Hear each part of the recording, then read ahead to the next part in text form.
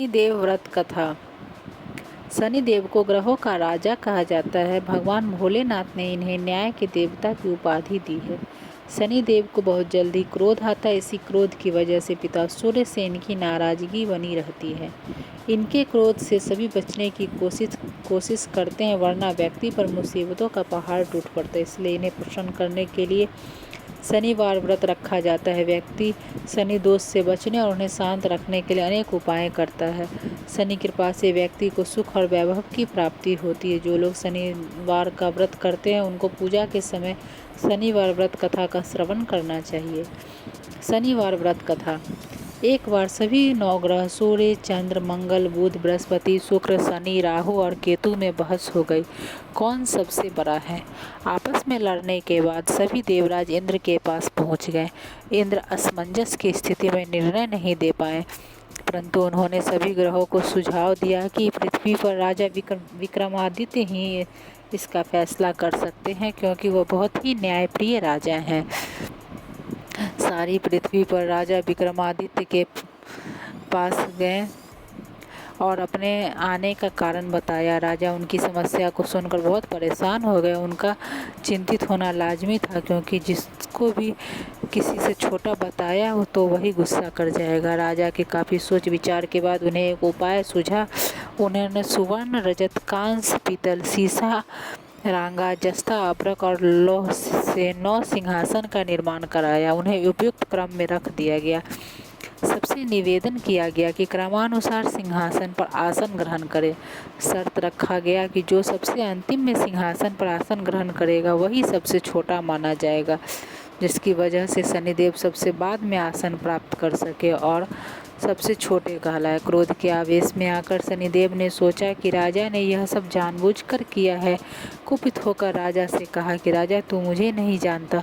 सूर्य एक राशि में 1 महीना, चंद्रमा 2.25 महीने 2 दिन, मंगल 1.5 महीना, बृहस्पति 13 महीने, बुध और शुक्र 1-1 महीने विचरण करते हैं, लेकिन मैं 2.5 से 7.5 साल तक रहता हूँ। मैंने बड़े का विनाश किया है। श्री राम की 7.5 आने पर उन्हें जंगल जंगल भटकना पड़ा और रावण की आने पर लंका को बंदरों की सेना से परास्त होना पड़ा। क्रोधित शनिदेव ने राजा से कहा कि अब आपको सावधान रहने की जरूरत है। इतना कहकर शनिदेव कुपित अवस्था में वहां से चले गए। समय गुजरता गया और काल चक्र का पहिया घूमते हुए राजा की 7.5 आ ही गई। तब शनिदेव घोड़ों का सौदागर बनकर राजा के राज्य में गए। उनके साथ अच्छे नस्ल के बहुत सारे घोड़े थे। जब राजा को सौदागरों के घोड़ों का पता चला तो अश्वपाल को अच्छे घोड़े खरीदने के लिए भेजा। अश्वपाल ने कई अच्छे घोड़े खरीदे। इसके अलावा सौदागर ने उपहार स्वरूप एक सर्वोत्तम नस्ल के घोड़े को राजा की सवारी हेतु दिया। राजा विक्रमादित्य जैसे ही उस घोड़े पर बैठे, वह सरपट वन की ओर भागने लगा। जंगल के अंदर पहुंचकर वह गायब हो गया। भूख प्यास की स्थिति में राजा जंगल में भटकते रहे। अचानक उन्हें ग्वाला दिखाई दिया, जिसने राजा की प्यास बुझाई। राजा ने प्रसन्नता में उससे अपनी अंगूठी देकर नगर की तरफ चले गए। वहाँ एक सेठ की दुकान पर पहुंचकर उन्होंने जल पिया और अपना नाम वीका बताया। भाग्यवश उस दिन सेठ की खूब आमदनी हुई। सेठ खुश होकर उन्हें अपने साथ घर लेकर गया।